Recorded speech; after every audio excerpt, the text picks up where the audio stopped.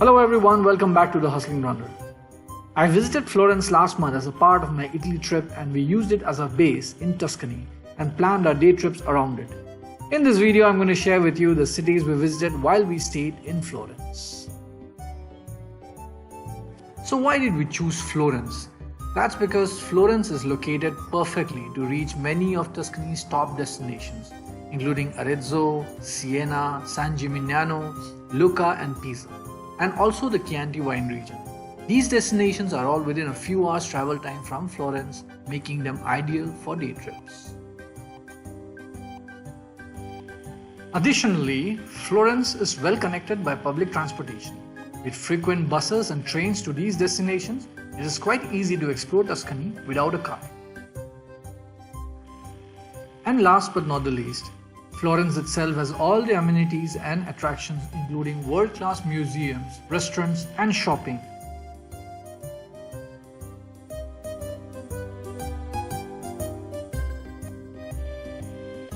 If you're coming from Rome, getting to Florence by train is very convenient. They have service throughout the day with trains departing from Rome's central station, Roma Termini, which arrive at Florence's central station, Firenze Santa Maria Novella. These stations are located in the heart of the city, making them convenient for travelers. There are several types of trains that operate on this route, including high-speed trains and slower regional ones. The high-speed trains are more expensive but obviously saves a lot of time, while the regional trains are slower but cheaper. The journey takes around 1.5 to 3 hours depending on a slow or a fast train. Tickets can be purchased online or at the train station. It is recommended to purchase tickets in advance to secure the best prices and availability. If you bought your ticket offline, then it is important to validate your ticket before boarding the train, either at the ticket counter or at one of the machines located in the platform. Failure to validate your ticket may result in a fine. But if you purchase it online, you do not need to validate. You just need to show the email with the PNR number and the QR code.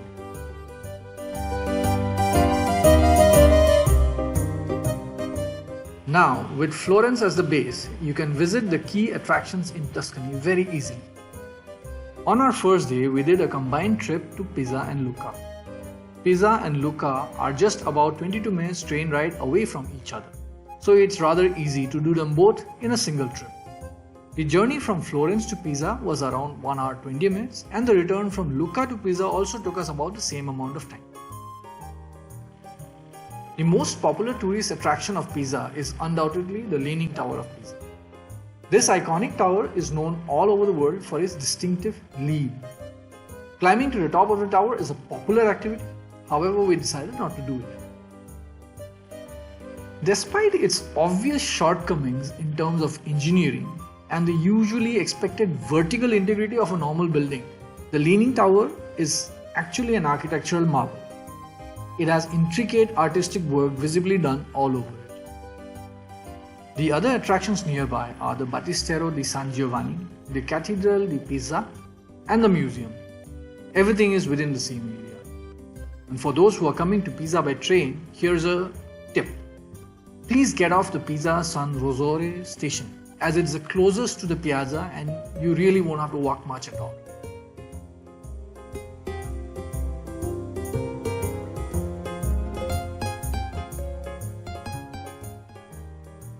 After a short train ride again, we reached Lucca station and the medieval town was right there outside, staring down at us across the green lawn.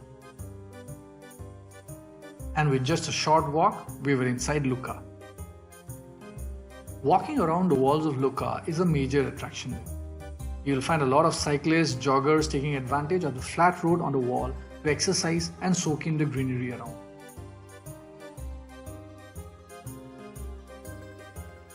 The old town offers a pleasant tour of its history and culture, encapsulated in its old streets, buildings, and the piazza. We went inside the Cathedral of San Martino and spent some time gazing at the paintings and the dome there.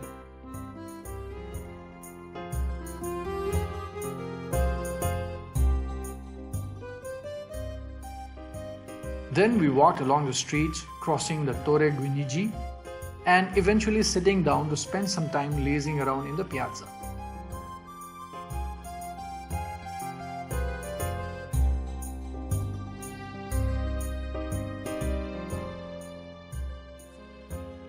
The following day, we spent our time in Florence. As mentioned earlier, Florence has plenty of interesting places to visit, and most of it is within walking distance.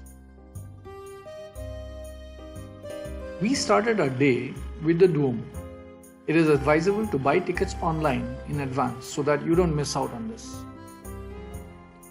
Early in the morning, we were greeted with a queue to climb the Tower of Duomo. We got in line and thankfully it didn't take us much time to enter.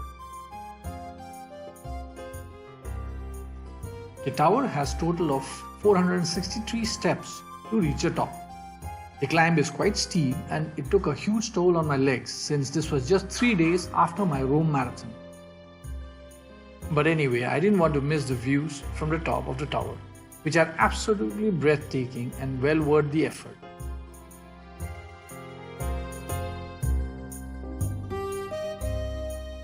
After the grueling Duomo climb, we took a breather inside the baptistry of St. John, marveling at the beautiful golden mosaics.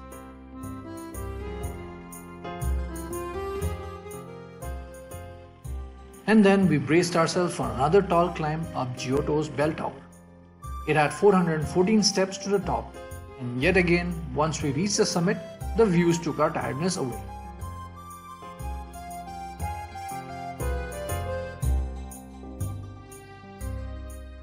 Our next stop was the Accademia Gallery. If you visit Florence, you can't miss this museum simply because of the statue of David. The statue of David is one of the greatest masterpieces of the Renaissance. It's a larger-than-life representation of David from the biblical David and Goliath fame.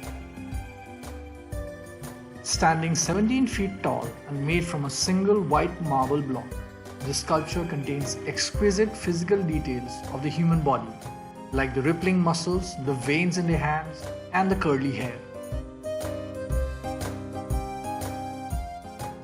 There are plenty of other sculptures and paintings as well to explore within this museum. The next visit in our list for the day was to Ponte Vecchio. Ponte Vecchio is one of the oldest bridges in Florence. Built by the Romans, it was destroyed by the flood in the 1300s and then rebuilt. In the olden days, it was a market for butchers and tanners, but now it is lined with gold, jewelry, and expensive watch shops. You can visit this bridge to witness the hustle and bustle of the marketplace and imagine how it might have been centuries ago.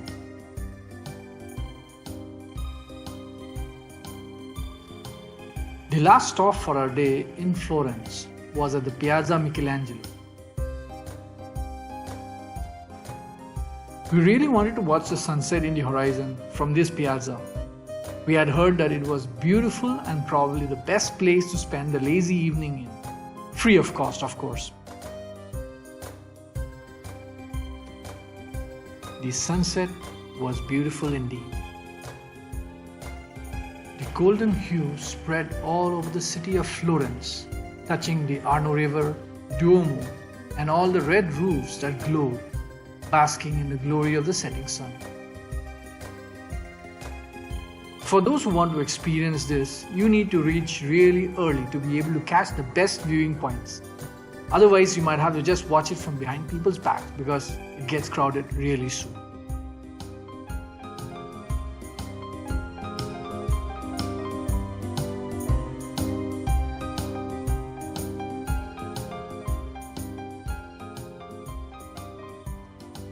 We stayed on till late here to catch the night lights in the city, and it was extremely rewarding.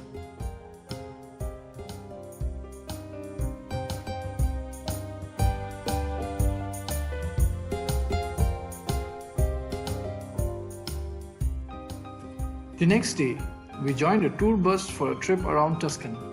We didn't want to rent a car and drive, and this was the best option for us. Our first stop was Siena. We walked around the town with our guide, soaking in the history lessons. We also learned about how truffles are found and why they are so expensive.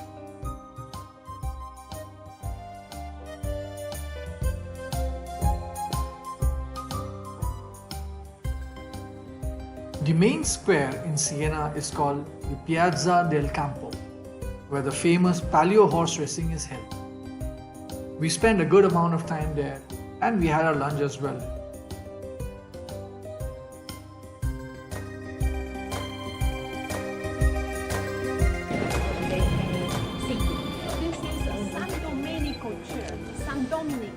We also visited the cathedral and the neighboring tower to catch the panoramic view of the city.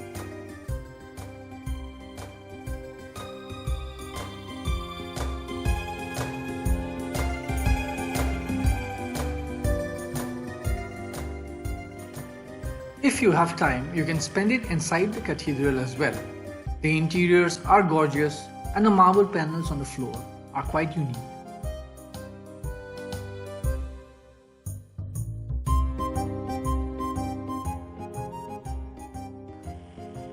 If you go to Siena, the wine region of Chianti is pretty close by, and that is where we headed out next. We went to a vineyard named Lorano, which has existed for over 100 years. The wine tasting tour lets you understand how wine is made. The host showed us their old wine cellar and gave us a few insights on the critical success factors of winemaking. But more importantly, for people like us, it was an opportunity to taste the variety of wines that they had to offer. Pleasantly buzzed from all the wine we had, we left for our next destination, Monteriggioni.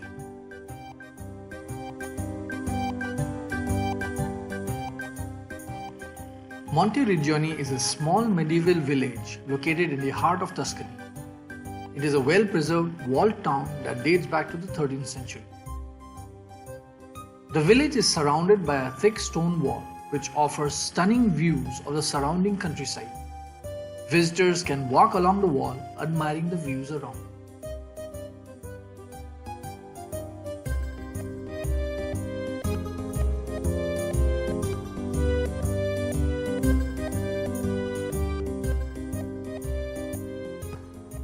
The final stop for the day was San Gimignano, the famous town of towers.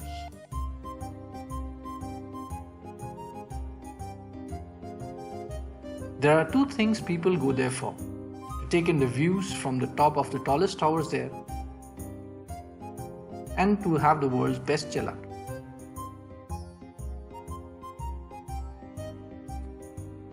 We reached there towards evening and decided not to climb the tower. Instead, we took a walk around the town to build an appetite for the delicious gelato.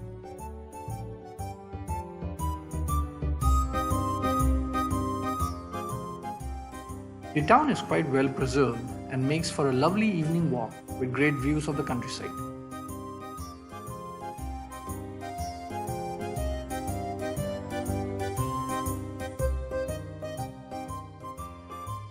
When we were done exploring the city corners, it was time to pay a visit to the #1 gelateria in the world, the famous Gelateria Dondoli.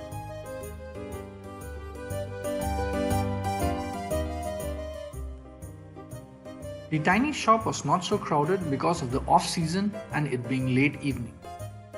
However, the pictures framed on the wall held testimony to the fame of this place. There were grinning images of top politicians and Hollywood celebrities having their gelato all over the display. We took a huge scoop to celebrate the end of a wonderful day that scaled across the key destinations in Tuscany.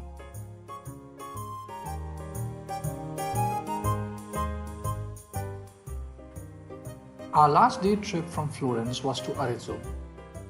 We took an early morning regional train to Arezzo and reached there well before 8 a.m.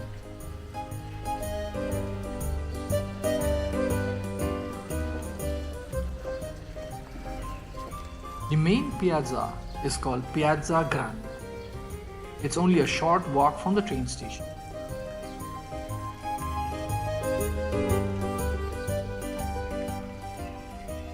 We reached a deserted piazza and rejoiced at the lack of tourists there.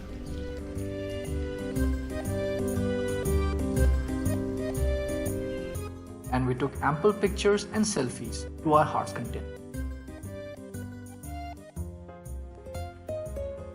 When the first cafe opened, we grabbed a coffee and a quick bite there, after which we took off to explore the nearby streets.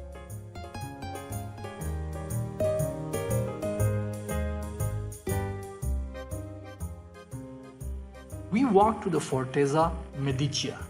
However, it was closed that day. And unfortunately for us, most of the places were closed in Arezzo that day. So, we just sat in the gardens in front of the fort and spent our morning looking into the horizon, doing nothing. Sometimes, doing nothing during a holiday feels equally great.